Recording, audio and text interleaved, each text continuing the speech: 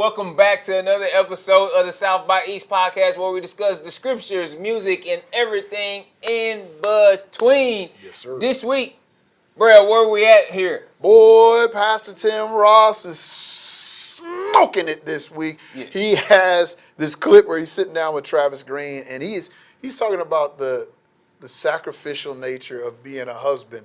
And I don't think all of us really want to hear about the sacrificial nature of being a husband, but I think there's some real salient points that he brings. And so, man, let's check out the clip. Yes. Let's see where he's going, and y'all can already start typing in the comments. let's go.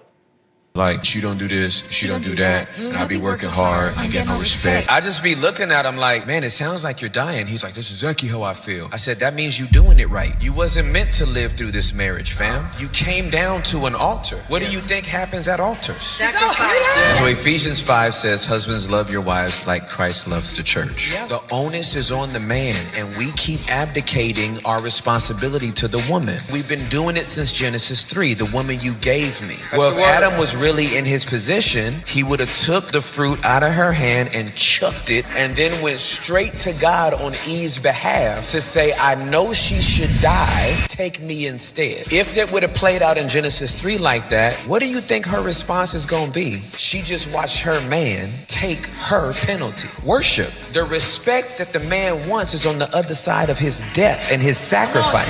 What does it mean to die practically? Your ego goes away, pride goes away, you work, and you stop trying to make it seem like it's the biggest sacrifice of all time. You wasn't meant to live through this marriage, fam. You came down to an altar. You didn't slide down into a swimming pool with baby on. Help it, tag out.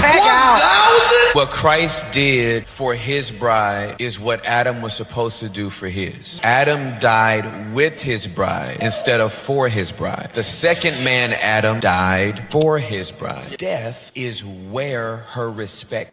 And the husband's like, she don't.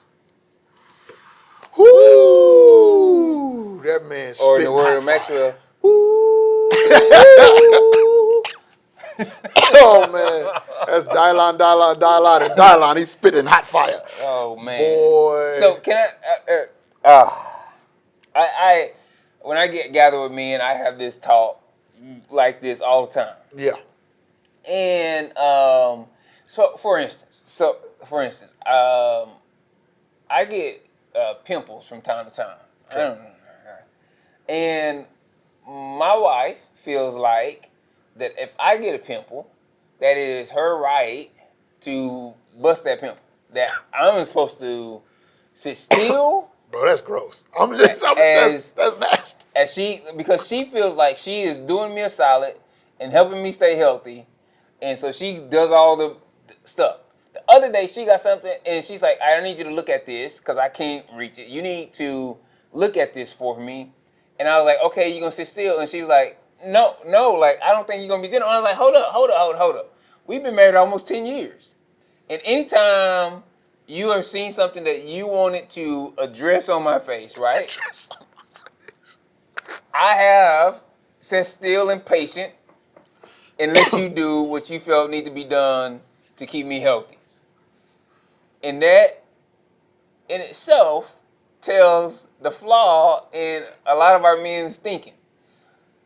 And here's the deal. He hit it so well. It's like so many of us want to get married. Both men and women want to get married because of what we feel like we get when we get married. And marriage is not about what we get. It's about what we give. Yeah. And it's like I see people, man, they want a travel partner. They want to get a travel partner. Well, man, what you get to do is to pay for somebody else to go on a trip with you. And it's like you get the opportunity to show generosity through what you have to allow someone else to experience something with you. And looking at that from the mindset of it, and I think if both people are focusing on what they are able to give, then you both receive out of abundance. Yep. And you both have, and over again, I'm telling you, Brail, man, there's so many times I've sat down with guys like, well, she don't do this, so I'm this and that, and I'm like, hey, fam, don't none of that change what you've been called to do. None of it. Do what you've been called to do and serve God. Yeah. Man, I'm still trying to get over the fact that your wife be popping your pimples, but that's so gross to me. But I love y'all. Maybe 10 years in, but man, yeah, that's 100% right, man. And whew, I watched this webinar. It was called Beyond the Porn Phenomenon, and they had a podcaster and author that I really like, my wife really likes, and named Dr. Julie Slattery on there, and she was speaking on a panel. And at the end of it, she said, "Hey, one of the biggest detriments that pornography and these types of materials have done is that they've changed our sexual ethic from a godly, even in Christian homes, from a godly sexual ethic to a consumeristic sexual ethic, where you're thinking about what can I get in the bedroom, how can you give me, as opposed to how can I give to you in this act? How can I give to you in this act?" And she said one of the first things that she was talking about how pastors can address this in our churches, and she said one of the first things that you can do is to admit to yourself that and understand that everybody in your congregation is sexually broken. And as I talked about that with somebody, I was like, man, I take it past there. We're all just broken. And we have we come to our, not even just in sex, but we come to our relationships in general with this idea of what can you give me? I'm finding a wife to find a good thing, to make dinner, to find a good thing, to keep me comfortable, to keep me. And it's like, that is not the purpose of why God brought y'all together. And as long as you approach it with this, I'm walking in Costco and because I got a card, you owe me something mentality, you will never be able to produce what God has called you to produce. You'll never have a fruitful relationship. So here's my deal. You know, for me to do a wedding, there's three things that have to happen. Mm-hmm. You have to both be believers. Yep. You have to both be baptized, or baptized believers is one. You have to be in a community group. Right. You have to be in community with a church. And you have to go through premarital counseling. Mm-hmm. Part of the reason why those are my conditions is that means that you were already in a relationship with Christ before you try to get in a relationship with someone else. Because if you don't know what it means to be loved by God, you gonna trash whoever else you get with. You ain't gonna know how to sacrifice. And part of that, man, is, so think about this. How can our marriages not look like what you just said? How can our sex lives not look like what you just said when most of us go looking for a church by what we get out of that church with the body? We go looking for, I want good music. I want this type of preaching. I want this dynamic children's ministry. We don't go saying, God, here's how I'm gifted. Send me somewhere that can use my gifts bless the body. to the fullest, where I can be a blessing to them as a reflection of how you have loved and gifted and poured into me, right? And so if we entered into our relationship with other believers in community like that because of the relationship we have with Christ, who began this thing by saying, I am going to lay down my life so that you may have a relationship with the Father, right? And if we entered into our relationship with our local congregations like that, then when we entered into our relationship with another human being, it would also be reflective of that.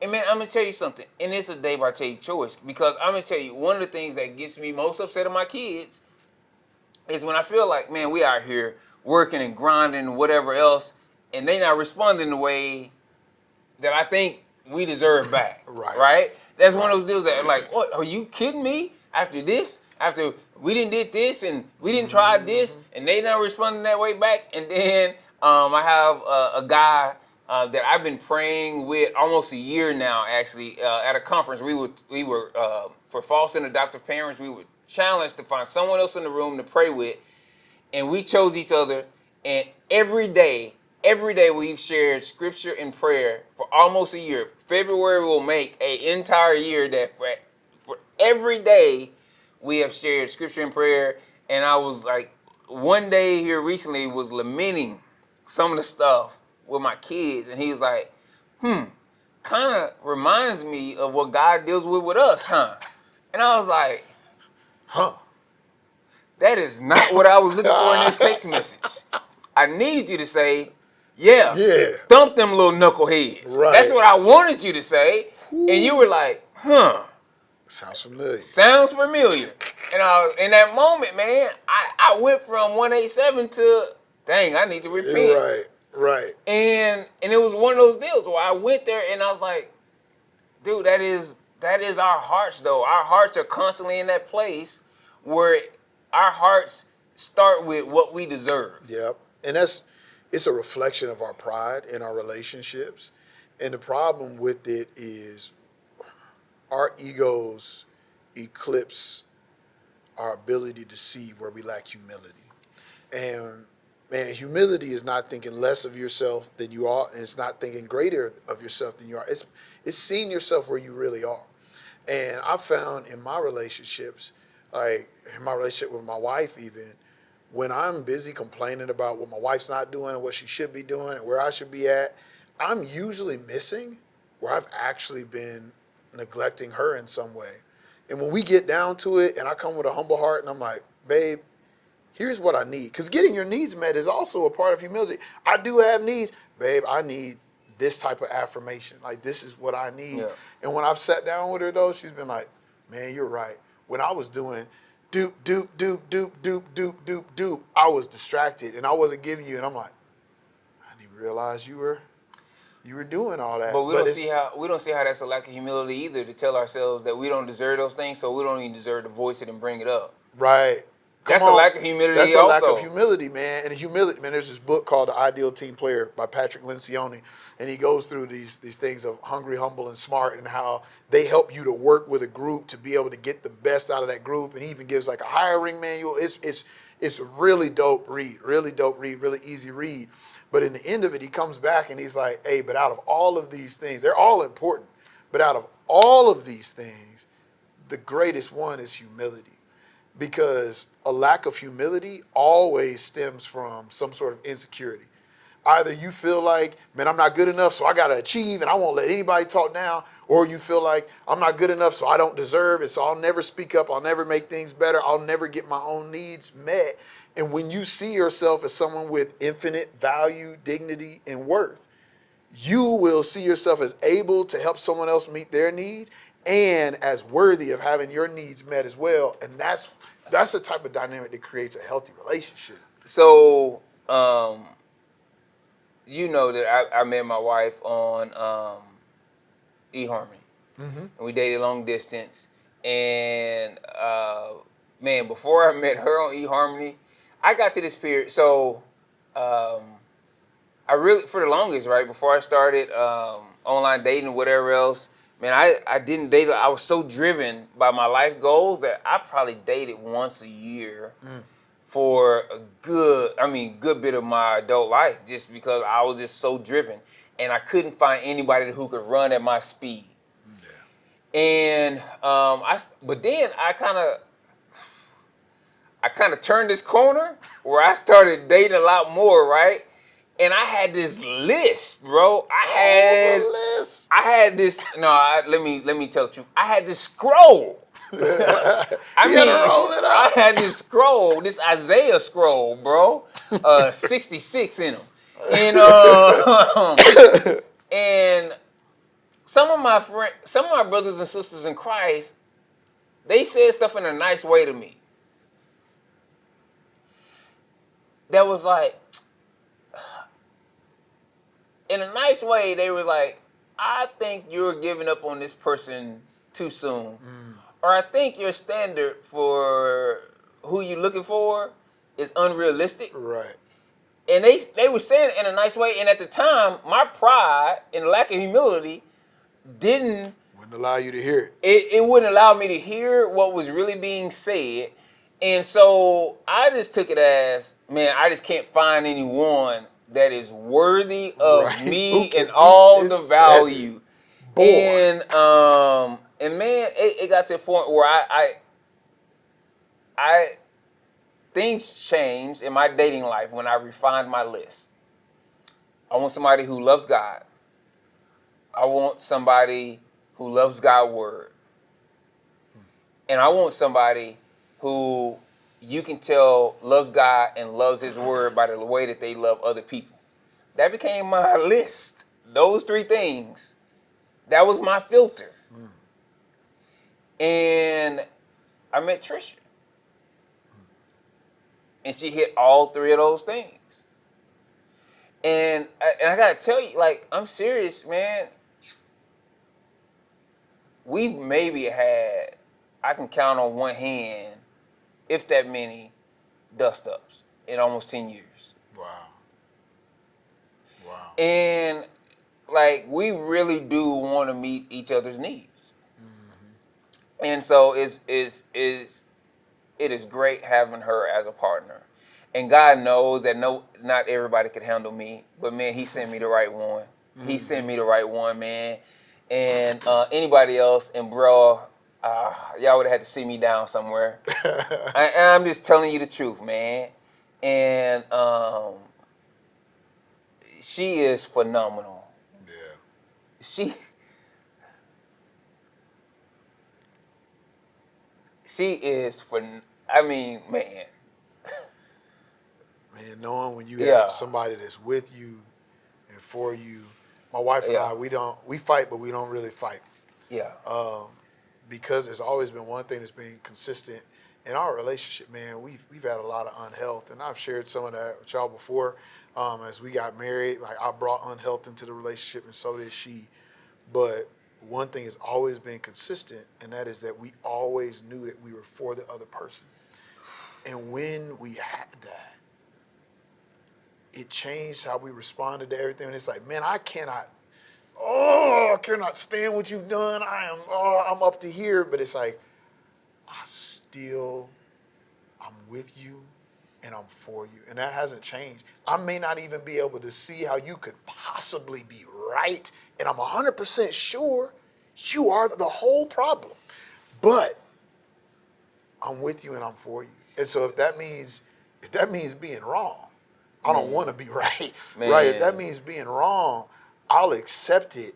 And I'll accept it for as long as I have to if it means I get to show you that I'm with you and I'm for you. And that's the type of relationship you can only have on the other end of sacrifice. Bro, y'all laugh at me all the time. And when I go into partnership meetings, I negotiate a lot of things for the neighborhood.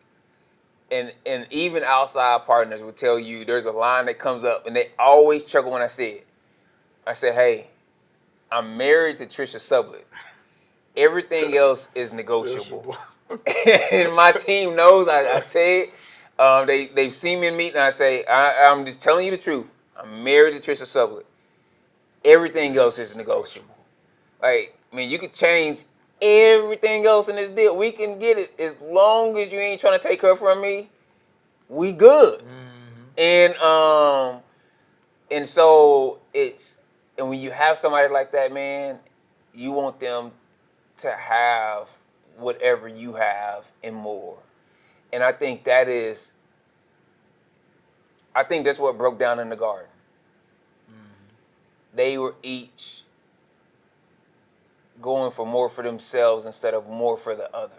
Yeah. And I think that's one of the keys, man. And that's what the brother was sharing is, man, Jesus had glory. He died. Yeah. Oh man, so that we may experience it with him. Right. He was going for more for us, bro. And that's the deal is getting to that point, but then taking it outside the realm of just a husband and wife relationship. But what about for your team? Do you want your team to have more, right? And is that how you work? And try to influence is that they have more. Are you willing to see where you could be the one holding the team back? Instead of trying to hold the team to your standard, are you willing to see where, man, here's where I need to grow? but John Maxwell talks about that all. He's been saying it for the longest. If you pick up that book, the 21 Irrefutable Laws of Leadership.